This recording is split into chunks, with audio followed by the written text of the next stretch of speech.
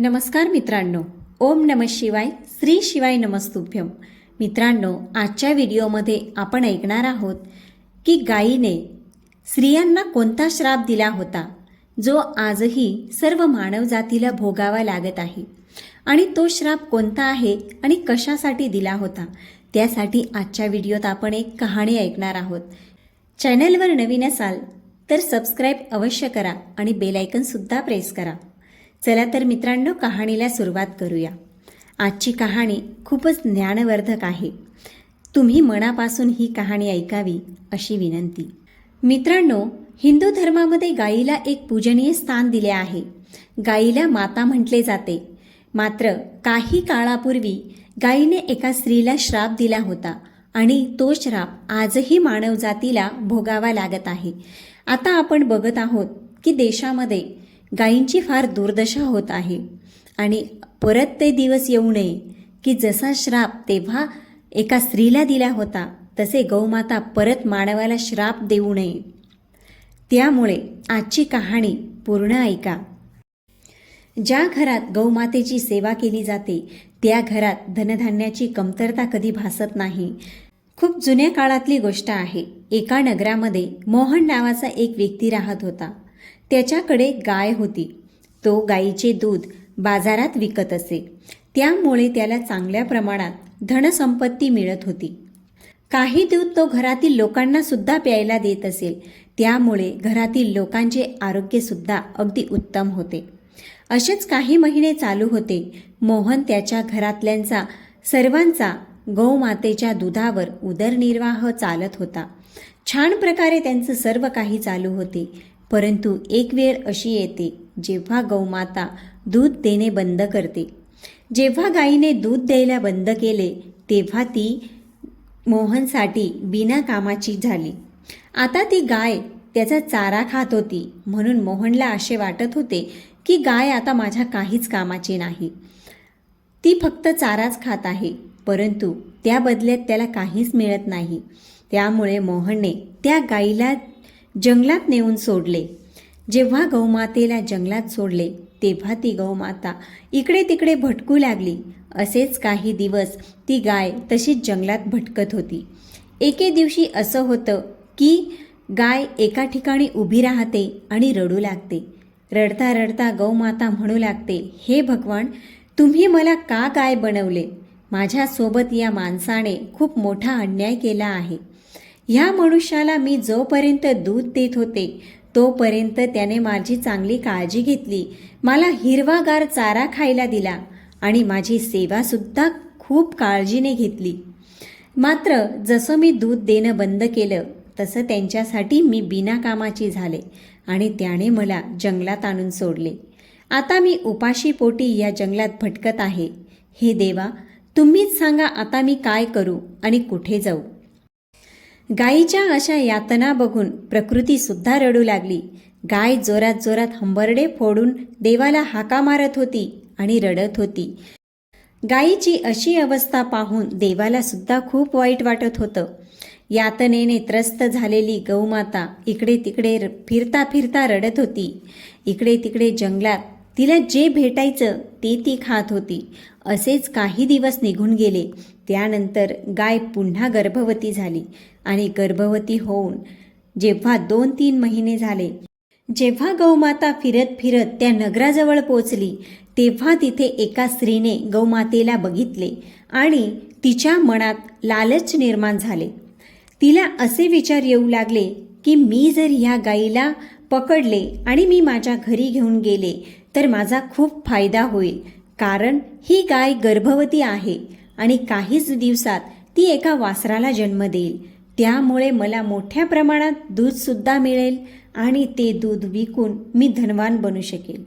खूप सारे पैसे मी कमवू शकेल. त्याचबरोबर काही दुधाने मी माझ्या घरातल्यांचा सुद्धा पालन पोषण करू शकते. असा विचार करून ती स्त्री तिच्या घरी गेली आणि तिच्या नवऱ्याला बोलावून आणलं. तोपर्यंत गाय तेथून कुठेतरी निघून गेली होती. मित्रांनो, गौमाता आता परत जंगलात पोहोचली होती. असेच काही दिवस निघून गेले. त्यानंतर त्या गायीने एका वासराला जन्म दिला.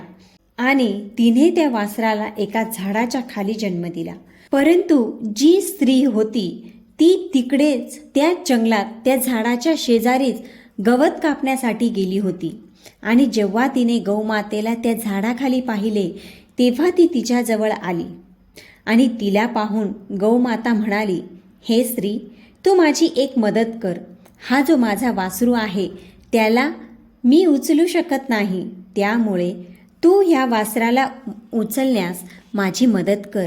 माझ्या या वासराला उचलून माझ्या मानेवर ठेव, जेणेकरून मी माझ्या वासराला घेऊन एखाद्या सुरक्षित ठिकाणावर जाऊ शकेल. गाईचं असं बोलणं ऐकून ती गाईची मस्करी करू लागली.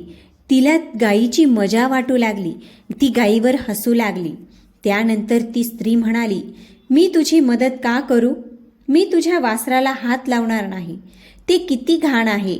तू ज्या वासराला जन्म दिला आहेस त्याच्या अंगावर पूर्ण घाण लागलेली आहे. मी तुझ्या वासराला उचलून तुझ्या मानेवर नाही ठेवू शकत. मित्रांनो, गौमातेने त्या स्त्रीजवळ खूप वेळा विनवण्या केल्या, परंतु ती स्त्री गौमातेचे काहीच ऐकत नव्हती.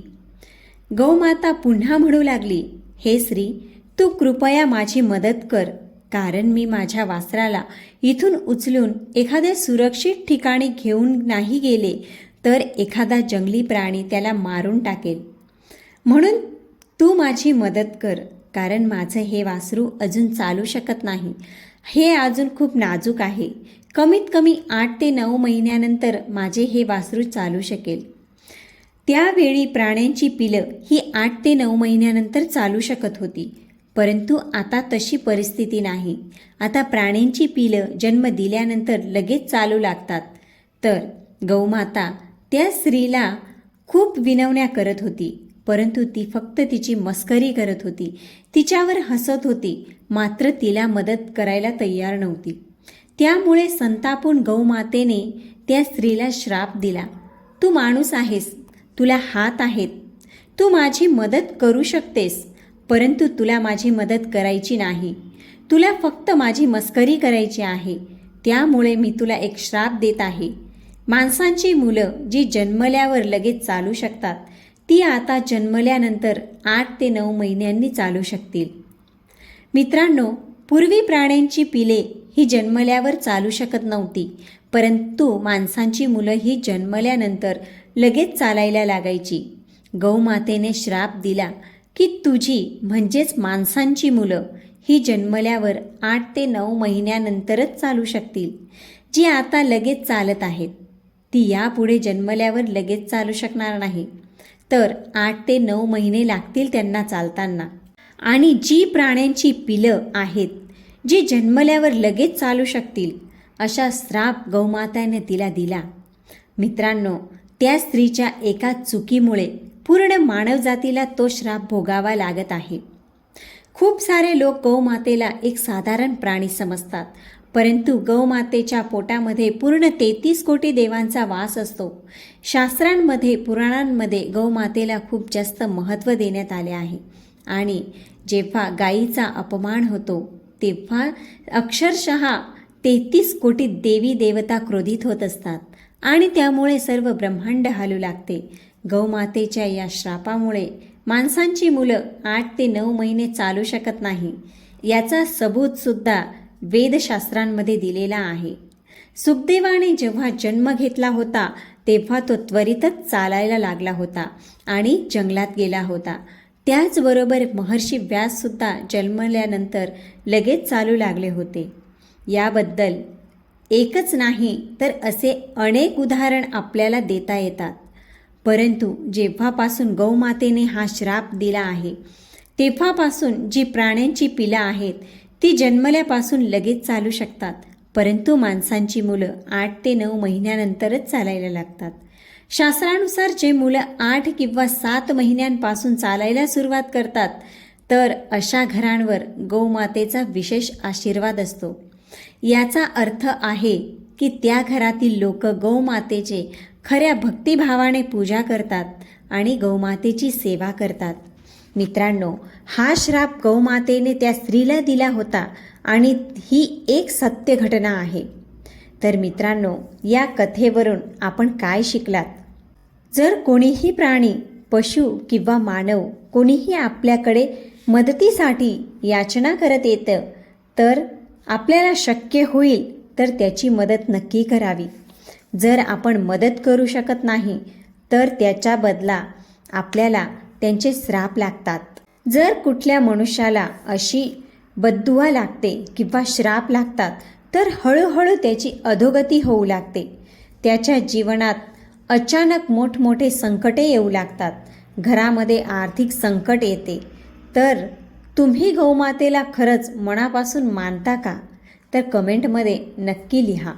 मित्रांनो, व्हिडिओ कसा वाटला ते कॉमेंटमध्ये नक्की कळवा. ओम नमः शिवाय. श्री शिवाय नमस्तुभ्यम.